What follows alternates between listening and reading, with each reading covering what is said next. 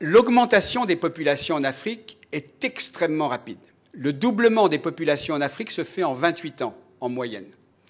Ça veut dire que les États font face à des besoins non seulement grandissants, mais de plus en plus complexes.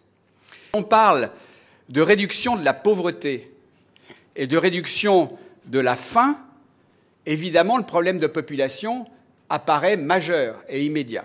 Lorsqu'on parle d'éducation primaire, on ne peut pas s'empêcher de faire la relation avec le planning familial, avec la santé maternelle, quand on sait l'importance de la connaissance, l'importance de la capacité de décision que les femmes doivent avoir afin de décider pour leur propre santé.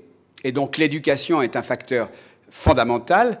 Mais en même temps, réduire la mortalité maternelle, c'est aussi améliorer le statut des femmes et c'est aussi insister sur l'éducation. Donc c'est vraiment à double sens.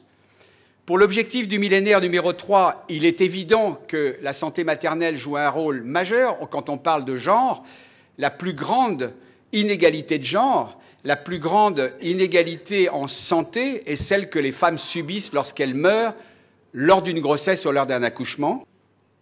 Dans les pays les plus pauvres, 6 sur 10 des couples qui désirent une contraception n'ont pas accès à cette contraception. C'est-à-dire qu'on pourrait se dire, dans les pays pauvres, il n'y a pas de demande en matière de contraception. Cette donnée est totalement fausse. Dans les pays pauvres, ou j'allais dire, y compris dans les pays pauvres, mais peut-être encore plus dans les pays pauvres, la demande en matière de contraception est importante. Et c'est une donnée sur laquelle il faut qu'on réfléchisse, parce que ça veut dire qu'il n'est pas question, là, pour atteindre ces populations, de faire des grandes campagnes. Il est question de leur donner l'accès aux moyens de contraception modernes dont ils ont besoin et qu'ils demandent. Toutes les conséquences du manque d'accès à des services de planification familiale sont bien connues. Et là, j'en ai cité quelques-unes.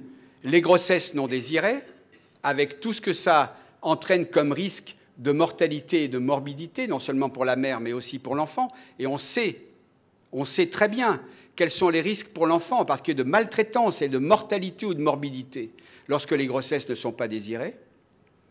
Le risque, on l'a dit, d'avortement, mais d'avortement dans des conditions de mauvaise sécurité médicale, et le risque, je l'ai dit, de mortalité et de morbidité maternelle.